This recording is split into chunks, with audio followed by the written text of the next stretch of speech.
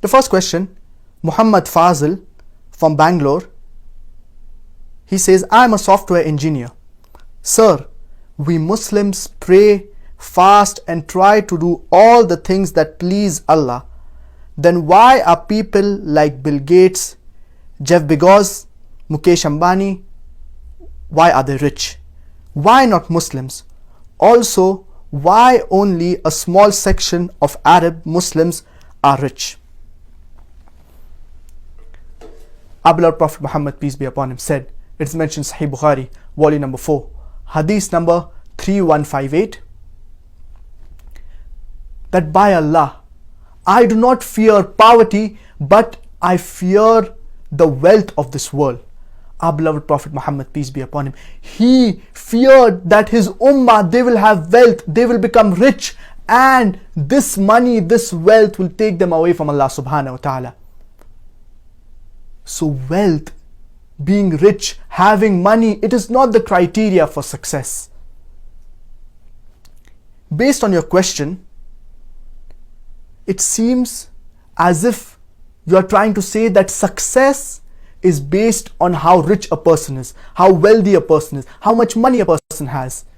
But true richness, it is the richness of Iman, it is the richness of Taqwa. Allah subhanahu wa ta'ala says in the glorious Quran, in Surah Hujurat, chapter number 49, verse number 13, Ya ayyuhan nasu inna khalaqnakum min dhakarin wa untha wa ja'alnakum shu'uban wa qaba'ila lita'arafu inna akramakum inda Allahi atqakum inna Allaha alimun khabir. O mankind, we have created you from a single pair of a male and female and divided you into nations and tribes so that you may recognize each other, not that you may despise each other. And the most honored among you in the sight of Allah, he is the most righteous of you, the person who has taqwa. The criterion for judgment in the sight of Allah subhanahu wa ta'ala, it is not caste, it is not color, it is not wealth, it is not money, but it is righteousness, it is God consciousness, it is taqwa, it is piety. And our beloved Prophet Muhammad, peace be upon him, he said that it is more easy for a poor man to go into Jannah than a rich man. Because the rich person, he has to give accounts of all his spendings. He has to give accounts whether he has given zakah. He will be questioned about all these things. Whereas the poor person, he will get 100 out of 100 in zakah because he does not need to pay zakah. Similarly, the true richness, it is the richness of Iman, it is the richness of Taqwa. And our beloved Prophet Muhammad, peace be upon him, what did he leave behind? Did he leave behind wealth? Did he leave behind money? He left behind Sahaba, who were torchbearers of the world. And I disagree with you, wherein you said that why not many Muslims, they are rich. In fact, if you analyze, among the top 100 richest people, majority of them, they are Arab Muslims. You have something known as the listed companies, you have the Forbes list, etc. These are the listed companies. So these businessmen like Bill Gates, Jeff Bezos, etc., they are, according to the listed companies, they are the richest people in the world. Because they are public limited companies, they are registered.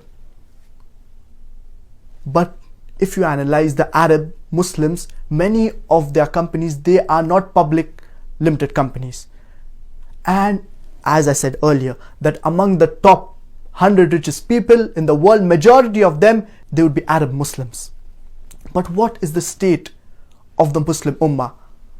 Today the Muslims, they have wealth, but yet look at the state of the Muslim Ummah. We are divided. We are fighting over petty and small issues. So wealth is never the criteria for success. Even though we Muslims, we have wealth, we are rich, but yet the state of the Muslim Ummah, it is divided. And Umar radiallahu anh, he asks the Sahabas that what would you want this room to be filled with, so that you can give it in the cause of Allah subhanahu wa ta'ala. So the Sahaba, they say that we want this room to be filled with gold so that we can give it in the cause of Allah subhanahu wa ta'ala. Umar radiallahu anhu asks, ask for something better. The Sahaba, they say that we want this room to be filled with rubies, pearls, diamonds so that we can give it in the cause of Allah subhanahu wa ta'ala. Umar radiallahu anhu asks, ask for something better. The Sahaba, they say, O Amir al-Mu'mineen, you tell us what is better. So Umar radiallahu anhu, he says that I want this room to be filled with the likes of Abu Ubaidah bin al-Jarrah. May Allah be pleased with them. So that he can go and spread the message of Islam. I want this room to be filled with the likes of Mu'adh bin Jabal. May Allah be pleased with him. So that they can go and spread the message of Islam. Umar radiallahu anhu, he did not want the room to be filled with gold, gems, pearls, diamonds, but he wanted the room to be filled with du'at like Abu Ubaidah bin al-Jarrah, Mu'adh bin Jabal, may Allah be pleased with them, so that they can go out and spread the message of Islam. The Prophet Muhammad, peace be upon him, the Sahaba, they did not leave behind gold, they did not leave behind wealth, but they left behind the legacy, they left behind their character, they left behind their message, so that people can follow their path. And there is a list of the 10 richest people in the world. At the third position is Bill Gates. At the second position is Jeff Bezos. Do you know who is the richest person in the world? Who is on the number one position?